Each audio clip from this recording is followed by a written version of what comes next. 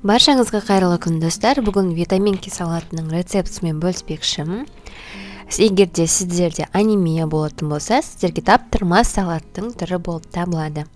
Міндетті түрде осы рецептпен жасап көріңіздер. Ең алдымен алмамызды жуып тазалап аламыз да, осылай видеода көріп тұрғандарыңыздай етіп, кубик таптыртпыштылап турайтын боламыз. Арнайы шұңғыл ыдысқа барлығын саламыз.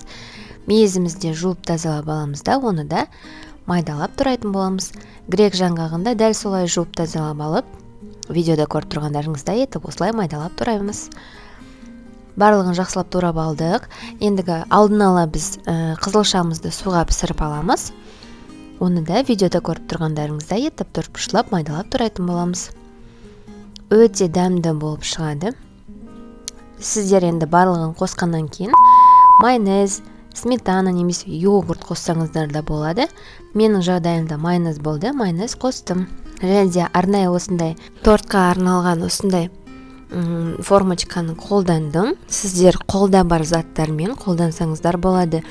Не болмаса салаттың өзін жай тарелкаға салсаңыздар да салаттарыңыз өте әдемі көрінетін болады. Себебі бұл салаттың түсінің өзі ерекше, көзді көзді баурап алады деп айтады ғой. Вот сондай ерекше түсті болады. Дәмінің өзі сондай керемет.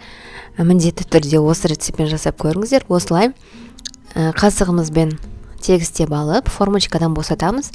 Мінекей осындай форма пайда болады.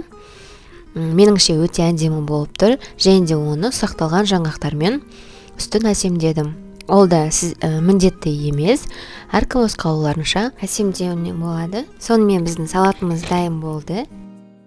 Астарыңыз дәмді болсын. Сіздермен болған Мадина.